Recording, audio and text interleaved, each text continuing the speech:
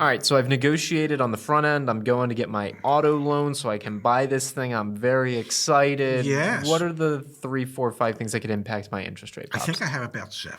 What are the 7 things that can impact my interest rates? Okay.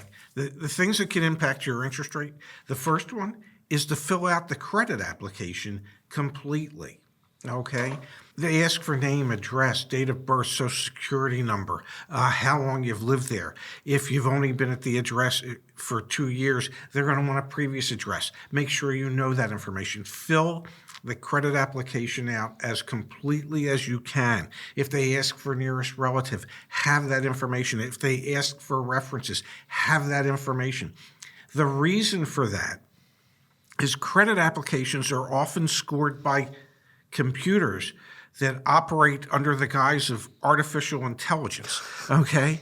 And to a computer, the more information, the more boxes that have information in it, the higher the score they assign to that. The greater the likelihood is that they will approve the loan at a lower rate.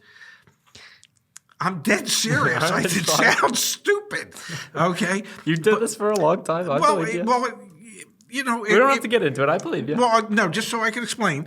If you go into a dealership and you fill out a credit application and the finance manager or the sales manager inputs it into a system that automatically says, okay, what banks do you want us to send this to? Well, it just gets sent from one computer to another. It's not a human being that's looking at it at first. It's a computer, and they score by the number of boxes that are filled. I don't know why. I think what it might be, Dad. Yeah. My 2 cents on this. Now let's get into the 2 through 7 on this list. It might be that when you fill out more boxes, you're able to send the credit application out to even more prospective lenders, and you might meet some of their criteria for what they want to lend against, and then you're able to find those that give you more competitive rates because of that. They like the boxes. They like the boxes. They like the boxes. I'm telling you. Want to know who the good dealer is in your neighborhood? Go to joinyaa.com and check out our crowdsourced dealer reviews. All of our community members coming together to help one another. Number 2. Okay. Number 2, bring copies of bank statements showing deposits if you are a gig economy worker. Okay. And my understanding is, I'm an old guy. I don't really know what gig economy stands for. Okay, but I do know that people that drive Lyft or Uber or DoorDash or you're 3 for 3. Get a 4th. Postmates. Wow. Look at me. Look at me. Okay, these people, oftentimes get paid in cash or get 1099s. Yeah. They don't get paid in cash. They get paid in 1099s. They're contractors. Well, if there's any tips or anything, that part would be in cash. So. You're not going to have a W-2 to share. You don't have what a bank would call verifiable income. Consistent, yeah. Yes. So bring bank statements that show deposits, that show withdrawals, that show how much money you have coming in every month, so that if you say, I'm making $10,000 a month, you can actually prove it.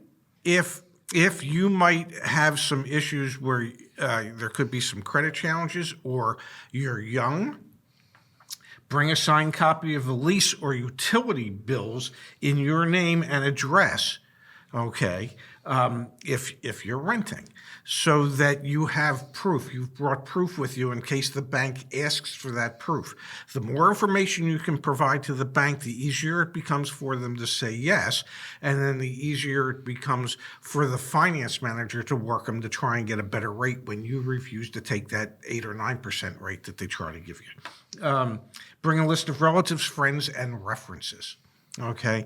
The more information, again, that you can give them to show that you're a stand-up citizen, the easier it becomes to get a loan.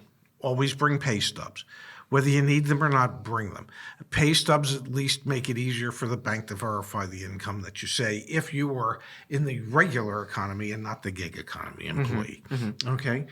If you're a recent college graduate, most of your manufacturers have college graduate programs where if you don't have any negative credit on your credit report, they will treat you as if you have a Tier 1 credit, and they will approve the loan based on Tier 1 scoring.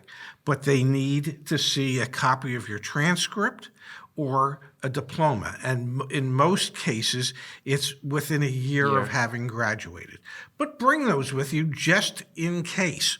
And the best to make sure that you get a good rate when you go to a dealer is to bring a pre-approval from your bank or your credit union. I was waiting for it. Well, you know. Save the best for last. Yeah, of course. So always bring that pre-approval so you can challenge the dealership to beat it.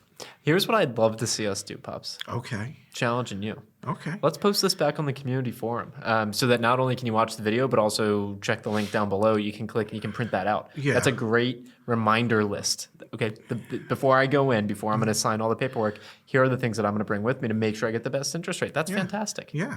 Well, just transcribe this video, buddy. Or take a photo of your legal pad. Mini legal pad. Yeah, let me see that. It's a mini legal pad. It's a mini legal pad. Yeah. Nicely done, Pops. Good stuff. Really appreciate it. My pleasure. Thank you as always. Yep. Bye-bye.